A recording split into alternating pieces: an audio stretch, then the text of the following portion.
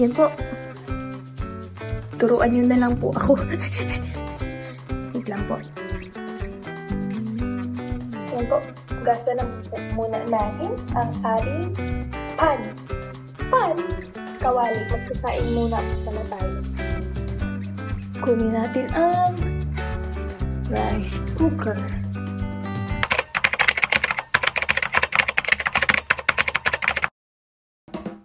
So yun, unang-una, congratulations sa iyo, Carla, dahil meron ka ng sariling channel at binigyan ka na ng laya ni Kalingap Rab para ma-vlog mo ang iyong sarili, ano? And I hope magiging successful ang iyong channel. Unang-una dahil ang maganda, dahil unang-una gusto mo ring makatulong pagka naging successful ang iyong channel. So, ibe-bless ka ni Lord kapag ganyan ang iyong purpose. So, yun. So, guys, at bago po natin bigyan ng reaksyon ng kanyang pinakaunang personal vlog, ay syempre, babatiin ko muna ang lahat po ng mga solid supporters ng buong Team Kalingap po, no? And ganoon na rin po sa aking mga subscriber at sa ating mga kababayang OFW. Shout out po sa inyo lahat. At syempre, huwag po natin kakalimutang suportahan ang buong Team Kalingap po, no? Sa pangungunayan ni Kuya Bal Santos Matubang, Ate Edna Vlogs, and syempre si Kalingap Rab. At bago pa naman natin bigyan ng reaksyon ang vlog ni Carla, ang channel po ni Carla, ay kailangan po natin munang mag-subscribe. So yan guys, so pindutin na rin po ang notification bell at pindutin po yung all para naman po sa ganun ay ma-notify tayo sa lahat ng kanyang mga uploads. So yan guys, at ituloy po natin ang pagre-reaction sa kanyang pinakaunang vlog.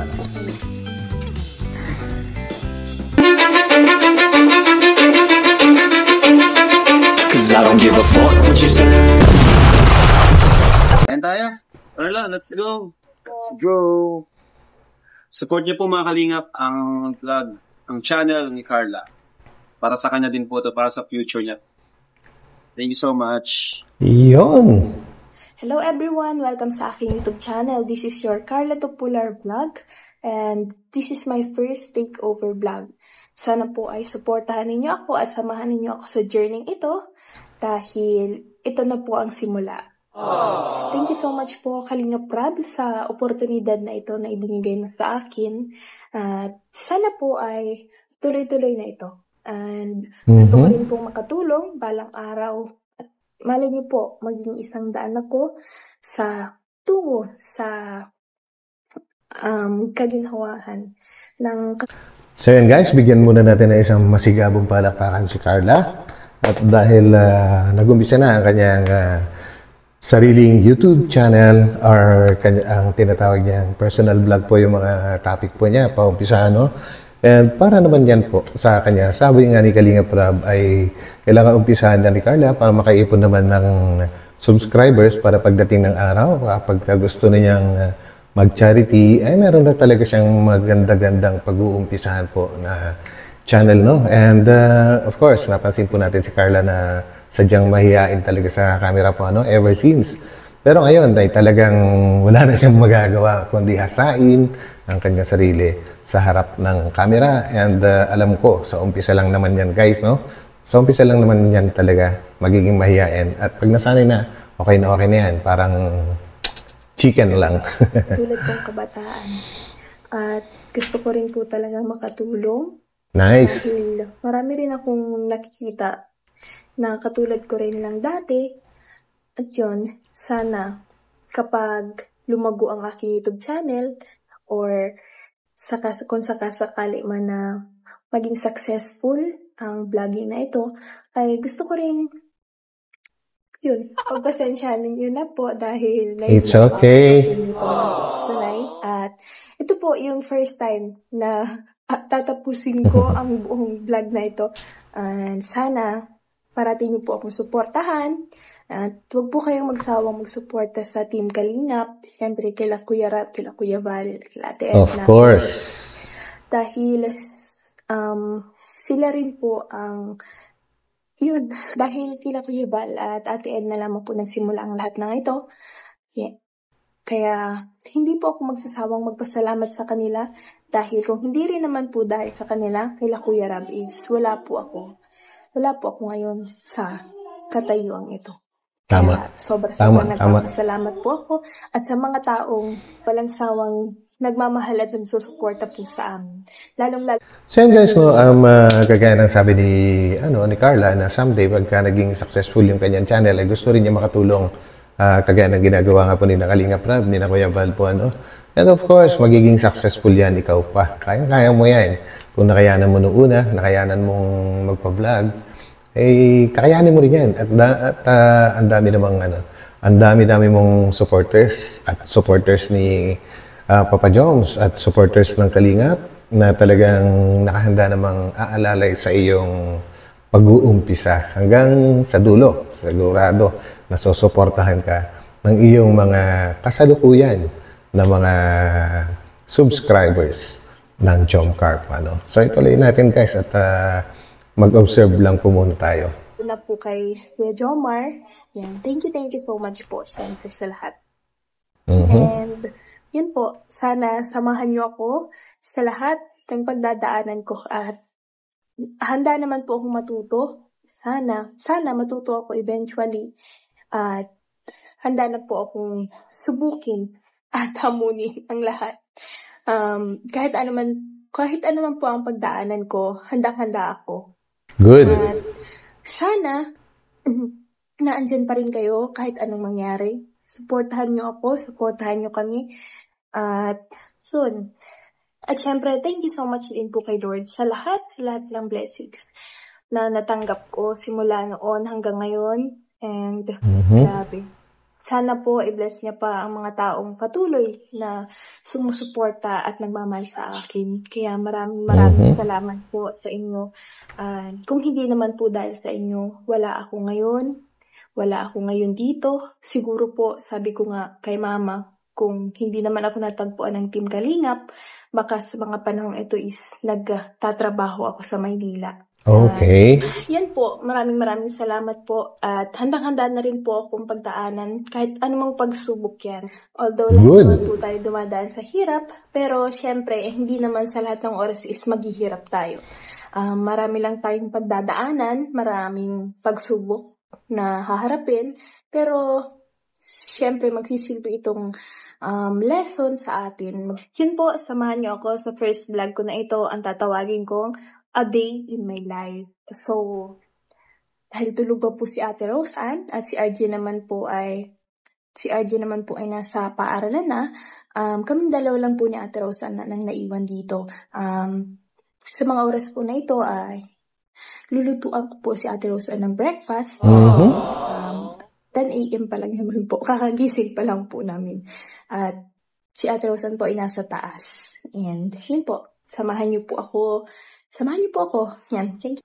So yun guys, mukhang talagang handang-handa na nga itong si Carla na hamunin ang labanan sa pagbablog guys. And sa totoo lang guys, sa lahat ng mga vloggers, mapasikat, or mga nag-uumpisa pa lang, talagang iisa lang, yung talagang pinakamatinding makakalaban mo dyan bashing. And kung mahina-hina yung kalooban mo, talagang titigil ka or maapektuhan ka. Yun ang talagang pakaiiwasan mo, Carla. At alam kong maraming tutulong sa'yo pagdating dyan. Maraming mag-a-advise, maraming aalalay sa'yo. Andyan ang Team Kalingap, andyan si Papa Joms, andyan yung mga fans mo, andyan yung mga subscribers mo na palaging nakaalalay sa'yo. At alam kong hindi ka nila pababayaan. Siyempre, kasama na rin kami dyan ng mga reactors po, At gagawin din namin kung ano yung pwede namin maitulong para sa iyong channel. Kagaya nga mo na ito, pagpo-promote sa iyong channel, sa iyong unang vlog. Ganun lang po ang nagagawa ng mga reactors. Pero may konting naman yan. May konting para naman po yung mga sarili naman naming subscriber na talagang laging nanonood din sa amin, ay malaman din nila yung mga kung ano yung bago. So yun po guys, So, tingnan naman natin kung paano siya magbablog, kung meron nga ba siyang consistency, kung totoo ba ang pagkatao niya na ipapakita niya dito sa kanyang gagawin. So, samahan niyo ako guys ha. Po, log. Yan. Thank you so much po pala kila Tita Ichi and Tita Juana sa pagpa-grocery. Sama po namin sila kay Jomar na grocery kami. Good. Nakaraang araw. May mga stocks na naman po kami. Mga makakain na naman po kami. Although hindi naman po talaga kami bumibili sa labas kahit yan. Parati lang po kami nagluluto rito.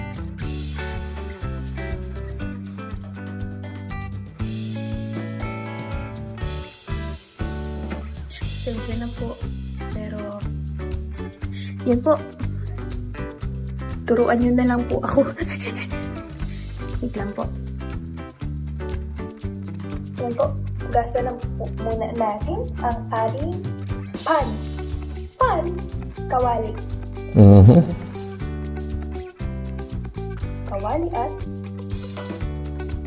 sanshi. Sanshi.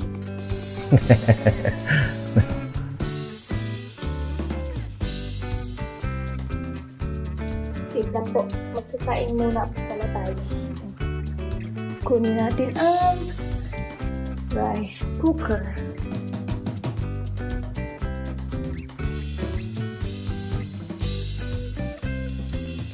Tcharam! Samahan niyo po ako. Ito po ay kuha ng pickles.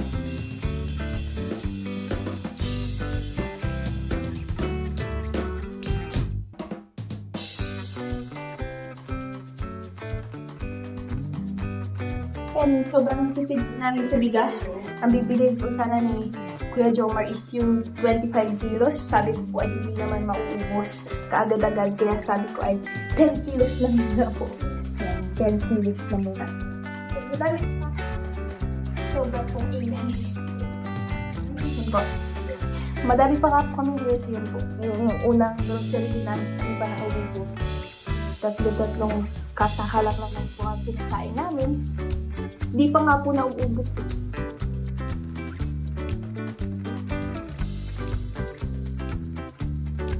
Kapag nagsain po kami ng 3 scope niyan, ano po, hanggang gabihan na po namin yun. Kasi hindi naman talaga sila ang dami kumain. Nice. Diet po ang mga personality. Hey! Ako.